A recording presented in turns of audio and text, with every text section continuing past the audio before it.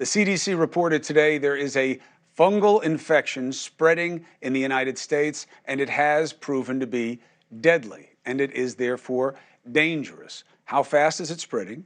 Why is it spreading? Is it in fact drug resistant? 60% of the patients that have it, it kills? Dr. William Lee, medical director of the Angiogenesis Foundation. Not only are you going to help us understand this problem, but you also have one of the best solutions that people never want to talk to about, which is how you can eat to beat your diet, how you can eat. He's got a new book just out today. Can they get it? Anywhere they want? Anywhere. Great. This is the best we can do to take care of ourselves. We'll talk about the solution. Let's talk about the problem. There's a fungus among us. How big a deal is it?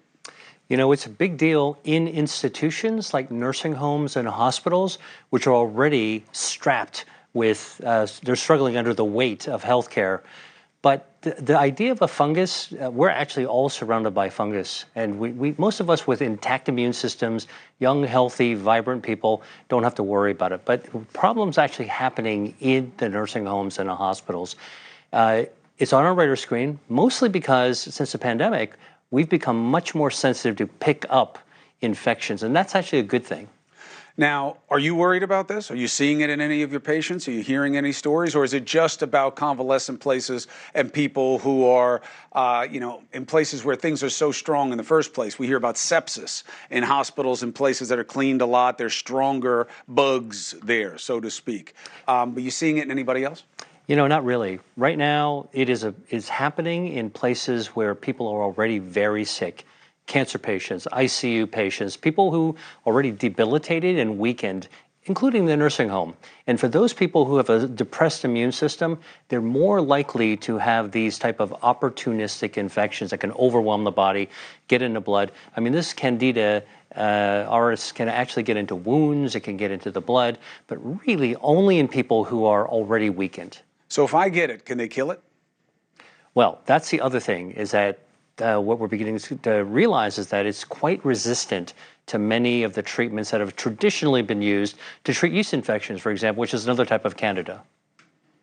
So they got to figure out how to fight this thing if it continues. This is a problem for physicians, institutions, and the people who develop new medicines. All right, so we won't get ahead of it, but it's going around. That's where we're seeing it. Yeah, we're going to hear more about it. Not reason for public panic. All right, so now let's talk about something people don't want to talk about, which is the control that we have and the choices that we can make. The question is how much of a difference it can make. In the book, and Dr. Lee is already a best-selling author, but he is very passionate about this. He's been talking about this product for a long time. Eat to beat your diet. What does that mean? I'm already confused. Well, listen, the title is a trick title. It's not a diet book. It's an anti-diet book. And what I talk about is the new science of metabolism that helps us understand how the body actually works. Not myth, not rumor, not conjecture, but the fact is that we're all hardwired with a pattern of a metabolism that allows us to thrive throughout our life. The issue is that when we don't eat properly, it derails our metabolism. And so we can get back to our inner selves, our operating system, just like in a laptop, if we eat properly. Are you asking us to be rabbits?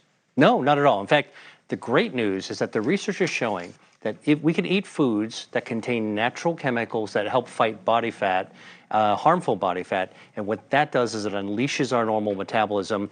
These ingredients all fall within the genres of Mediterranean and Asian cuisines. I call it Mediterranean eating.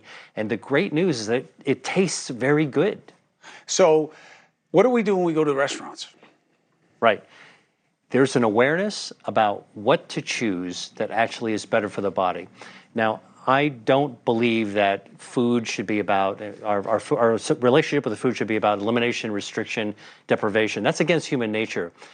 Part of our humanity is actually to love our food and to eat it with people that we care about. And that's where you go back to the traditions, the long traditions of the Mediterranean and Asian, and actually combining these ingredients together, not eating too quickly so we overeat, avoiding ultra-processed foods, and literally making food a natural part of our life. Hey, thank you for watching. Please go to newsnationnow.com, newsnationnow.com, and you can find NewsNation on your television provider. And don't forget to click the red subscribe button down below. Then you will get more of NewsNation's fact-driven coverage.